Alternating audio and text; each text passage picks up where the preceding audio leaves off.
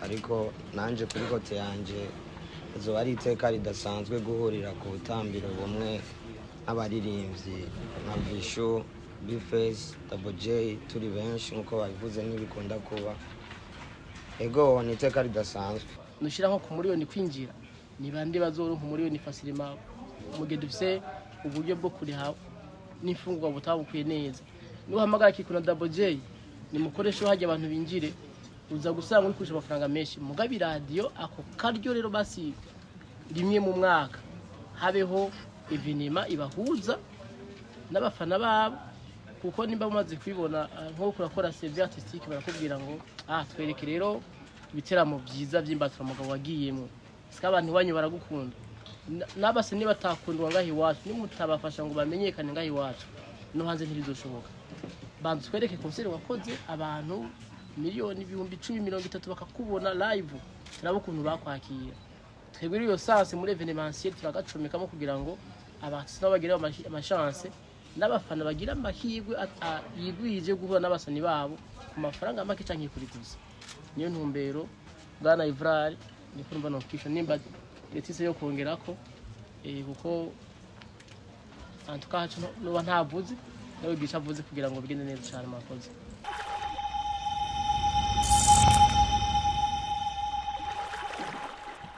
Turi mu kibanza cyiza cyane, gerageje kuraba imeza ziri hano zirashajije zisa neza. Nubwo ko ziri ko aba artiste bagize kino gihugu cyacu na cyane cyane mu muziki, kuko aba artiste badukeneye muri no evenement barahari. Ni Black FM Festival deuxième édition. Mu edition ndibaza mwarayibonye, yari edition nziza cyane yabereye kuri zone Kinama. Mwarabonye ko ikibuga cyari cyuzuye cyane, buri muntu wese yatashe aryohewe ameze neza cyane. Rero Black FM yatuzaniye deuxième édition muri kano kanya izobera kuri ETS Kamenge ku munsi wa gatandatu tariki 26 kwezi kw'indwi umwaka nyine turimo. Ugerageje kuri abantu bari hano, aba artiste bari hano ni beza cyane, ariko kandi hariho n'abari inyuma batarashika. Nibaza yuko ari evenement atari yo gusiba. Twagiriwe nibakwe n'usanzwe arongoye Black FM ari hano, nawe ni n'umuntu wo gushimira kubera ko kino kintu yazanye, ariko kandi ni juste kugira ni introduce kino kintu. Nibaza ko hari ababijeje hano bazavuga icyo batubwiye. Turahereza ijambo usanzwe ari directrice wa Black FM kumbere ase n'utubwira uko ikintu cyose gipanze. Murakoze. Mbanje kuramutsa mwese abitabiriye iyi conference kandi ngiye ndabashimira kubona mwatwitavye. Hari benshi batarashika mugabo niyoze yuko twotangurana n'abahari. Uherutse hari abari bahari twarabemereye yuko hazoba iyindi conference de presse akaba ari uno munsi, akaba ari akaryo keza kugira dushobore kubereka bamwe mu baririmbyi bazoba bahari muri Black FM Festival edition ya kabiri. Duhiriwe duhishije n'uwateguye iyo festival, ni ukuvuga CEO wa Black FM. No munsi akaba ari kumwe natwe. Twarabemereye yuko azoba ari festival nziza, azoba ari festival irusha edition ya mbere uko yari imeze. Uno munsi turi kumwe na CEO wa Black FM, tukaba turi kumwe na directeur wa festival nawe nyine iyi edition ya kabiri turi kumwe ngaha anye. Ibibazo kabisa baravyishura byose kuko murabona yuko team ikwiye. Tukaba turi kumwe n'abaririmbyi kandi batandukanye nabo nyine bari ngaha anye kugira mushobore kubabaza byinshi maze babishure. Rero nibaza yuko ntabarambiye kaze mwisanzure mu bibazo byanyu byose kuko ababishura barahari. Reka rero ntikaze directeur wa festival Rugamba kaze. Ndabaramukije banyakubaha bamenyesha makuru, banyakubaha abaririmbyi, banyakubaha ba manager bari hano n'abarongozi bi radio Black FM, mbese n'umupatro boss wa Black FM. Ndabifurije imigisha ndabahe n'ikaze. Uyu munsi n'umunsi wo kwibutsanya mu ijambo rimwe tubereke abartiste bamwe mu bazo bari mu giteramo cha Black FM Festival kizoba le 26 kuri ETS Kamenge. ukuntu festival iteguye uyu mwaka itandukanye gato niyabaye mu mwaka w'2022 kuri zone Kamenge, kubera kuko uyu mwaka twashizemwo hariho grand concert zo 26, hariho competition y'imigambi y'abakenyezi bafite ibintu bakora bisaba imitahe mito, abo nabo collecte de projet yarabaye. Vendredi hazoba preselection, kuvuze ngo samedi hazoboneka rero abakenyezi 10 imigambi yabo yabaye selectionné kugira ngo baje muri finale. Abo nabo ku munsi wa samedi bakompeta imbere ya jury tutovuga aya mugabo y'abantu bari kompeta babizi kandi babizi igirwa. Ico gihe rero twamenyesha imigambi tutabe ya mbere kugira ngo ihabwe agashimwe, yongere ikorerwe coaching na visibilité umwaka wose kuri radio iwacu. Ubwa kabiri hariho ibindi bintu bitatu bizoba le 24 z'ukwezi kw'indwi nyene kw'isoko mu Kamenge. Tuzosukura isoko, ni muri wa mugambi w'umugore w'umupfasoni w'umukuru w'igihugu wa zero déchet. Tuzoza kwifashanya n'abanyagihugu mu Kinama rero mu gusukura isoko ya Kinama. Uwo munsi nyene haci haba iciswe street rap na street dance, kuvuga ni kubera iki? Ni kubera murazi muri kitire y'iwacu haravuga ngo abaraperi n'ibirara ngo bakore mu ibarabara. Haje hantu rero bavuga hari birara, hari detala ifuko tujayo n'abandi tubakuriyo Kamenge. Iyo nayo izobera ku isoko mu Kamenge no kuri Kotebu. Pourquoi? Ni kubera twibaza yuko hazo hari abantu benshi kumbure mu bihimbarirwa gusumba nk'ahandi. Alors uwo munsi rero tuzokora street rap na street dance hamwe na zero déchet. Twitegura rero umunsi wa 26 batura mugabo hazoye igiteramo kidasanzwe. Urabona ko tukona n'abartiste beza cyane ba mbere mu kino gihugu, niko novuga mbere ba mbere muri EAC. Murazi ko umuziki wacu aho ugeze no munsi ntitukigwana na EAC, tugwana n'abanyamerika n'abanigeria, nibo dupambaye promo, kandi aba bari mu bantu bafashe bafashe ya mbere mu kurwana ngo rugamba gukokiransa isi yose muziki ya general. Alors uwo munsi azoba hari abartiste babona hano, hiyongereye ko Natasha, hariho Lino G, Monia Fleur, hariho Wonderful Boys, hazoba hariho Dino Boys, hazoba hariho n'abandi benshi mwabonye ku mafishi atandukanye. Rero ico gihe kwinjira ni nko kuri gusa igiciro navuga ntigitera umworo gutwenga amafaranga 500 byonyene. Umuntu azora babasani yipfuza, kubera kuko no mu rwego rwa festival, iyi festival yashizwe kugira ngo ihuze abartiste, abanyempano n'abafana babo. Abamenyesha makuru bazoba hari, abakinyi ba football bazoba hari, hariho abemeye ko bazohashika. Abartiste hazoba hariho n'umwanya wa open mic ku mufana yipfuza kubicavuze kuri Bface, kuri Kingorongoro, kuri Double J, kuri Kiriku n'abandi batandukanye. Dufise aba DJ beza, hariho DJ Nisi hariya tunamushimira yemeye kusupportinga kino gikorwa. Afise nawe inyuma yiwe aba DJ nka bane bazofashanya. Turi kumwe n'umukongole le jeune Zairwa Laba Sava, donc yaremeye kuza gusupportinga initiative ya Black Film Festival, nawe tumushimira. Tunashimira rero n'aba MC, hariho Flavia yaserukiye abandi bari kumwe, hariho MC Gaël Juste hamwe na Fulgence Mika, bose bazoba hari. Hariho rero bahoze batwandikiye batubaza mbega akabirya naka uyu mwaka kugira ngo muravye aya masura y'abartiste, hari strategie twakoresheje yo gukolekta amazina. Ntabwo narondeye Bface, sinarondeye Kiri, sinarondeye nde, ahubwo twaciye ku ma media yose turondera chaque media duhe abaririmbyi 10 ubona boza muri no festival iwacu ufati ukuntu wumva imeze. Rero bacha barapropose amazina, kiretse radio etnebe yo nyine taronse umwanya, abandi bose baraduhaye. Icyo twakoze twaraba baje kenshi 200 ba mbere, ariko turavuga tuti kubera ko radio ikuza impano zabizi isanzwe zikuze nazishasha, twekana twakoze twirondere natwe abantu ni bande basa nabibagiranye, ni bande umenga ntibibo, kiretse ka je ntemera ko ija mu underground ndagemera gake, ni bande mwe mwita underground twoza n'abasuye umunsi. Turakoresha ubwenge bw'iwacu rero turabatora, kumbe nawe muzobona cyangwa wabone no ku mafisha. Ntarandiriye rero nagira nshimire amamedia yadufashije gupambana mu kumenyesha igiteramo. Nta munyamahanga ari mu kiretse ujya mwene data baha hirya kidogo, naho ateramira i Bujumbura agaca yitahira muhira nahirya.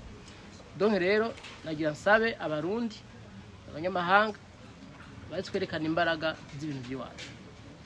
Abartiste bari ready baza kubyivugira, twebwe twiteguye kuva kera, ibintu byose biri ku murongo, amasaha azokurikizwa kuri kwamye, abarundi bazoza mu giteramo bazotaha hakiri kare, kwidepasa bizoborohera, ico kunywa kizoba gihari, ibyo gufungura ni agogo. Donc isango no turindiriye cyishimira directrice namusubiza n'ijambo ryampaye, Imana ihezagira abarundi n'abanyamuziki. Nongera nshimira n'abandi be kurashika, karibu Bifest twatangura atarashika. Reka mbandanye nk'ijambo ngaha anye kubona twatewitse kuno musisi akaba hari arabibwira. Karibu. Mukomere cyane. Ku mazina banzi nka Jojo Town, uyu munsi nkabandi ngaha hama maze nshimire buri media zose ziri ngaha kuko I believe yuko yabatari mwebwe ntituba turi aho tugeze ubu, kuko nkuko Dingi yabivuze nta munyamahanga arimwo kugira ngo promoting iyi festival igere kure. Na believe yo tugeze muri plan yo gukora festival, donc bari mu rwego rwo gukuza umuziki ndundi. So nongere shimire n'abaririmbyi ku bwabo kuko niba bafisemo uruhare rukomeye kugira ngo uyu muziki bakomeze bawusunika nubwo bitaba byoroshye. Rero buri muntu wese ndamushimira ari ngaha. Abyishi yabivuze Dingi, igihari festival ya mbere mwarayibonye ukuntu yaginze, hari huzuye, nico gituma twagerageje guhiga ahandi hantu hagutse kugira ngo buri mwana wese wo mu Burundi ico gihe azove hanezerewe arose umuziki ashaka. Murabona bari ngaha, abandi nabo bafatiriwe, ariko igihari nuko twebwe twipanze gatanu kuri gatanu kugira ngo tubashikirize ibyo dushoboye nabo babahe ibyo bashoboye, kuko nkuko Dingi yabivuze mu kubapikinga twarebye abantu bariko barakora, kuko umukozi arangwa n'akazi. Rero mu gihe bafise akazi kari mu gikoni bategezwa gushikiriza ku bafenzi babo, why not reka tukibakorere hanyuma namwe babahereze ibyo babakorera. So ndumva ico fise cyari ico, kandi namwe murakoze. Murakoze. Reba nitagira ubishaka Boniface aka Bface on the floor. Nibaza ko icadukoranije hano bakizi ko ari festival igiye kuba izo ku munsi wa gatandatu, ni kwa munsi wa Mungu wa gatandatu. Nta kindi novuga atari ukubatumira abazoza ari benshi, kandi turi ngaha twiteguye kugira ngo tuzobanezereze nk'uko byamba. Murakoze cyane.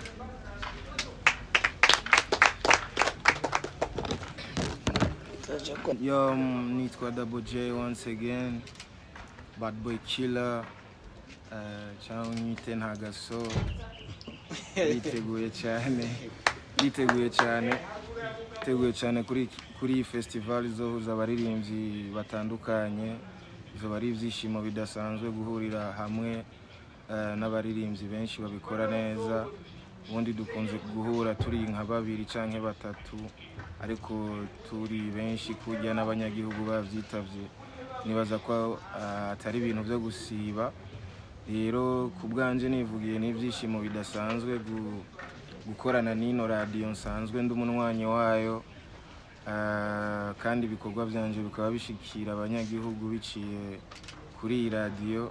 Rero n'ibyishimo bidasanzwe gukorana nabo, bazoze bari benshi kudushigikira. Turi tayari kubikora neza ku bwabo. Murakoze cyane. Karibu Vishu, n'umwanya wawe, karibu cyane. Murakoze cyane. Anje ni Vishu Love, baza ko bwa mbere Black FM ikwiye gukomerwa amashifra. Ibintu kubera ko nibaza ko mu biteramo abaririmbyi baba bakeneye gukora, harimo ibiteramo nk'ibi bya Black FM, abaririmbyi bahura barenga batatu.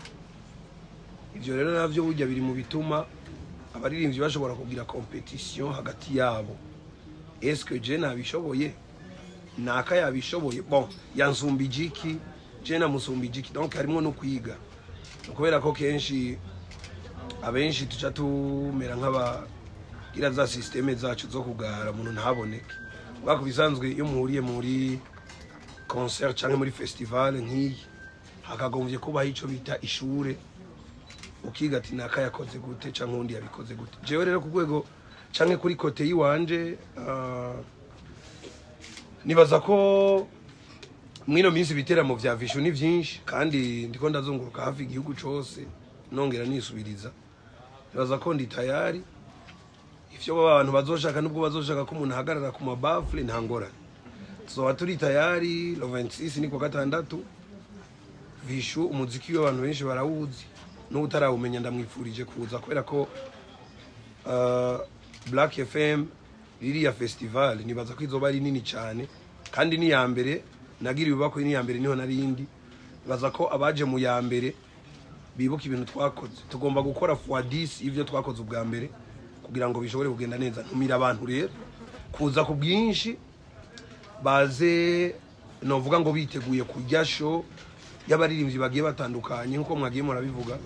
Abaririmbyi novuga ngo babikora apana neza cyane gose ukakongera ko bica biba vyiza cyane. Hama rero juste gutumira abantu ndababwira ngo kaze lo 26 ndi tayari, umugwi wose uri tayari, ibintu vyose ni sawa.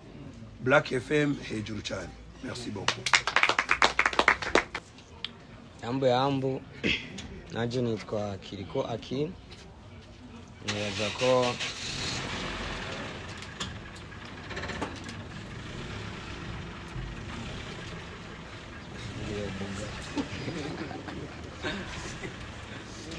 ego nitwa Kiriko Aki. Nibaza ko byinshi bagenzi banje tuzoba turi kumwe babivuze, ariko nanje kuri kote yanje zo ari iteka ridasanzwe guhurira ku butambiro bumwe n'abaririmbyi nka Vishu, Bface, Double J, turi benshi nkuko babivuze n'ibikunda kuba. Ego ni iteka ridasanzwe, murakoze cyane. Ndi umwe mu ba DJ bongeye kwizegwa gukorana na Black FM Festival deuxième édition. Shimire Black FM kandi muyikomere mashi cyane. So ikintu nashaka kongera ko kandi guhanura nk'abaririmbyi nibaza ko bo kubahiriza umwanya. Nibaza première édition barabonye ingene byagenze twakwiswa amabuye uvuye ku muririmbyi umwe gusa. Yes, twakwiswa amabuye ku rugero uko ama platinum amwe ama machine yaragize ikibazo. Nibaza ko bavyibuka umuririmbyi yaruteye byavanye n'umwanya. Nibaza ko ikintu cy'umwanya n'ukuri twubahirizanye cyane cyane. Hari abaririmbyi usanga bagorana, usanga azanye telefone ngo ugasanga utoye na audio y'umusheri wiwe cyumvira none umuntu ntashobora no gupanga playlist avuga ati jewe imiziki yanje ipanze gutya. N'ukuri ico kintu imbere ya byose muje mucubahirize kandi ababijeje bavyige ko tuze suya amayerere nkajya. Nibaza ko ku mwanya batanze niyabona ndamukupiye nta nduru nta yamabuye ngira uboho tuzaze security canke imitaka tuzana ama antibare y'amabuye niko tuvuga ko twarakwiswa amabuye biremereye. Nibaza ko bitazongera. Shimire cyane CEO ukuntu yabiteguye. Nibaza ko bitazomera nk'umwaka weze. Murakoze ari NC Bades na the place. Line up harabavuga ngo nakantanga sinza kwimira naka. Inde muri mvyi mubona kujya afishe atinya kuririmba amasaha yari yose. Nibaza katanu. Bon, twebwe dupanga festival na programmation wacu ntabwo duconsulte mu artiste ngo ushaka ryari. Abenshi bushaka mu ijoro saa 2 saa 3, hari nabo ushaka nka saa 12 zo mu gitondo. Mugabo nka sokre noha abartiste bona shaka nuko ndabona henshi burya n'ivyuma bivuga neza bikiri bishaje. Ndabesha Vishu bata ivyuma batarabifyonyanga ngo bafyondagura ivyo bafyondagura nabikimeze neza. Donc nta nyenzi ziba ziraje pozo je nibaze yuko atawuzidoga ngo naka yantanze ngo sinimba naka kubera d'abord n'aba professionnel. Uri umuprofessionnel rero aho baguhereye hose ufata kubitumwanya wawe waheza ugaca wimanukira mugani w'abaraba. Ico nibaza yuko muravyumvise nta twaze gukonsulta kiretse yuko tukaraba turabalance quand même. Ica kabiri no kutanganyika televiziyo yavuze ati ibiciro kirimo gutwenga les media biri gute sivyo. Actually ama media ntariha mu evenement. Sinzi ko kwisi twatuye abambetije ama media mugabo hajya umuntu avuga nk'umuntu afise nk'aba forwards 400 tubaje gufasha iki festival y'iwacu tubagombye guprofita yitwaje attention kuyamuronke aba forwards benshi birabavuna kuronka amavyuzi biraruhisha woca avuga ati ingo ugire ku vetere mediatique utaye mu kanyosha n'amaguru mwe mu vyemera sindavyibaza donc les médias abo twakoranye kuva jewe nimba ari umuntu ava yukundyama shike mu saa 10 mu gitondo nubwo nuba nawe ndi mu gupfa banza kuja ku telefone nka sirikira hose nkaraba rero les médias hari yoncika vraiment mugabo zizobatiri cyo ndakivuza hakiri kare ntagire media izoza ngije guprofita pour guprofita tuzoraba turabazo twakoranye mbere wanashaka ha no mutaza atana posting ivy'iwawe aguhana yidi kameme media atatu yatumariye natwe natwo dukeneye cyane mugadale bon normal nta muntu arihisha media turakiyizi tugira amahoro nushira nko ku miliyoni kwinjira ni bande bazoronka miliyoni facilement mugihe dufise uburyo bwo kuriha n'imfungwa butabukuye neza nuhamagara kikuna Double J ni mukoresho hajya abantu binjire uza gusanga uri kurusha amafaranga menshi mugabi radio ako karyo rero basi rimwe mu mwaka habeho evenema ibahuza n'abafana babo kuko nimba mumaze kwibona nko kurakora CV artistique barakubwira ngo twereke rero ibiteramo byiza by'imbatura mugabo wagiyemo sika abantu banyu baragukunda nabase niba takundwa ngahi wacu nimutabafasha ngo bamenyekane ngahi wacu no hanze ntibizoshoboka bantu twereke concert wakoze abantu miliyoni ibihumbi 10 bakakubona live turabo kuntu bakwakira twebwe iyo sanse muri evenementiel turagacomekamo kugira ngo abatsi bagira amachance n'abafana bagira amahirwe yigwije guhura n'abasani babo ku mafaranga make canke kuri gusa niyo ntumbero bwana Ivrari ni kumva no kisho nimba letise yo kongerako kuko antukacu no ntavuze nawe gishavuze kugira ngo bigende neza cyane makoze kucerekeye yuko hariho aba artiste batandukanye kandi bari ku rutonde nibaze yuko mwabonye amakava yasohotse y'aba artiste bazoza aba DJ batandukanye kava ya nyuma yarasohotse kandi twobizeza yuko abo ba artiste mwabonye kuri kava atanumwe azosiba kumvo zizoba zituvuyeko kuko bose dufitanye imigenderanire myiza kandi twarabiyazeho yuko bazoba baje kunezereza abafans babo ni kuvuga nta artiste nawe nyashobora kwipermeta kudeseva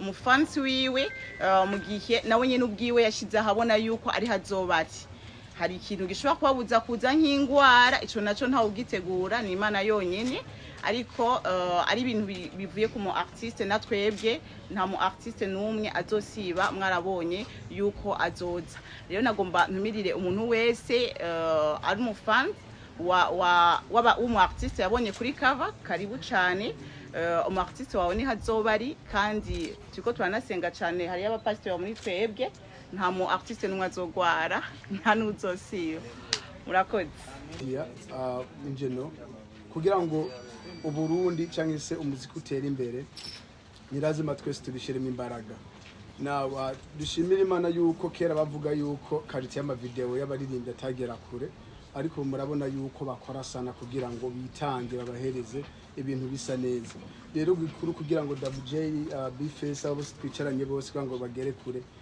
birasaba yuko twese tubishiramo imbaraga ari ama media akabishiramo imbaraga amaradiyo namwe bikabuka rero ntukabivuze ambere yuko dupostinga tuze turareba nyine ibyo dupostinga kugira ngo twerekane image nziza kuko twese turebye inyuma y'igikoni babimeze ukundi kureka iyo tubaha ibyo bagomba kubona byiza namwe bamukoma batera courage kugira ngo dushigikire ibyacu tubigeze ku cyari kandi murakoze